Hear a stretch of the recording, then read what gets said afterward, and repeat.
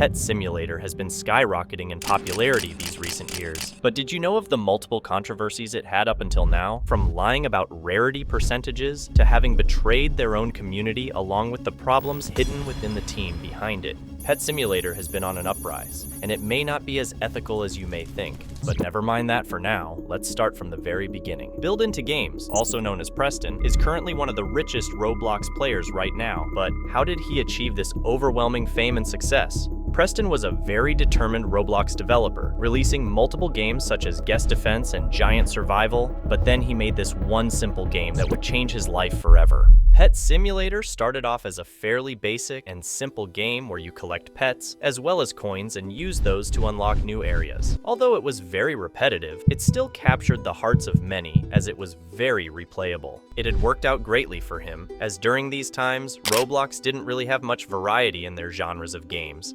especially when it comes to simulators and tycoons. The only games that were popular at the time were ones with droppers and gears. Pet Simulator had started something special, not just for Preston, but for a lot of Roblox developers, because a new standard had been placed, which caused other games to gradually improve in quality. Although Pet Simulator had in-game purchases through Robux, it really wasn't a big deal for a lot of players, as the game had to make money one way or another, especially because Roblox didn't have engagement-based payouts at the time, which was a way for them to reward developers when players that have premium play their game, where the longer they play, the more the developers earn. With the game exploding in popularity, Preston had seemingly made an unstoppable empire filled with content creators that would produce the very foundation for the game's further popularity. These YouTubers made videos on Pet Simulator as the game had so much content, from pets having shiny variations to huge variants, and especially the progression as you unlock more and more areas. Although the game had some pay-to-win aspects such as merch, having codes which you can then use to gain huge pets, which was a much stronger version of the regular ones, there shouldn't be much of a problem. Pet Simulator, along with its competitor at the time, has given birth to a new era of games in the Roblox space, which may have huge consequences in the near future. With the recent success Preston had achieved, he had released a sequel to the Pet Simulator franchise, Pet Simulator 2, which had produced a new problem, as many fans didn't really appreciate the fact that the original game would be abandoned. Their Twitter account had posted the final update that Pet Simulator would receive, and fans were mad, pointing out the abandonment of the game. A lot of Robux wasted. Wow, at least refund everyone so we can play Pet Simulator 2 or something. Don't know why you want to make a second one when you can keep working on this one.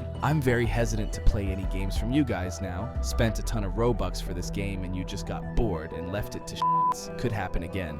So yeah, just my 2 cents. They pushed through all the hate and still managed to create a fairly successful game, although it didn't really reach the same height that their predecessor had achieved. But Preston never gave up, continuing the franchise with a new game named Pet Simulator X. A popular saying goes, either live a hero or live long enough to see yourself become the villain.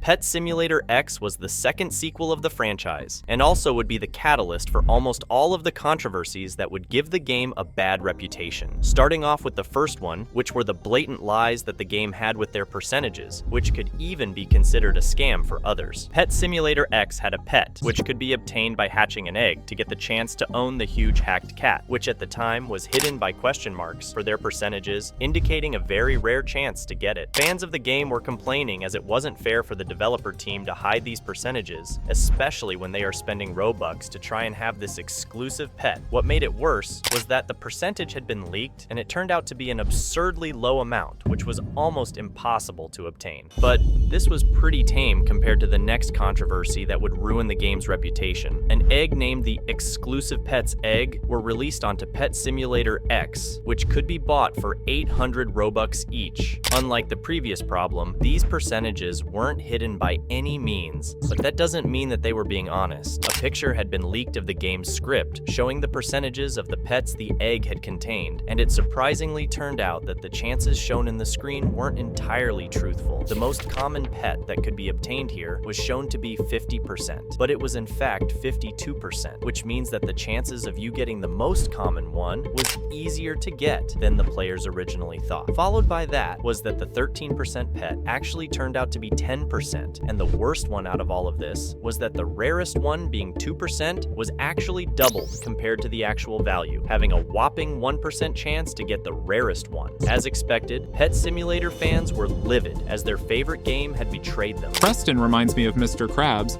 All he cares about is money. This is fraud. Roblox won't do a thing about it. This game is Roblox's current cash cow. Preston doesn't care about the player base. All he cares is about money while promoting to people. I'm pretty sure this is against the law in most developing countries like the United States, UK, and other countries. Roblox needs to consider banning any and all games that have a element to them. People shouldn't be exposed to this at an early age. This would be the incident that would paint big games to have a bad reputation for being scummy, greedy, and a deceitful developer team. But this doesn't even come close to the hate the game received when Big Game Studio suddenly posted an announcement that would shake the fandom to their core. Pet Simulator would get involved in the NFT and crypto space, which was a very hated concept at the time, especially with its environmental consequences. Players were utterly disappointed in Preston. Due to the massive hate that the game had received, the project would be discontinued, and players who have bought the NFT would be quickly refunded. But Pet Simulator wasn't the only problem that Preston had. In fact, almost all of his games have one similar problem that would give him a bad reputation, and especially make new players hesitate in joining any of his games. Many of Preston's experiences, such as Giant Survival 2, Disaster Dome, and of course one of the more popular one being My Restaurant. My Restaurant would be one of his games that had a very great start, especially with his already regarded reputation due to Pet Simulator, even rivaling the original game named Restaurant Tycoon.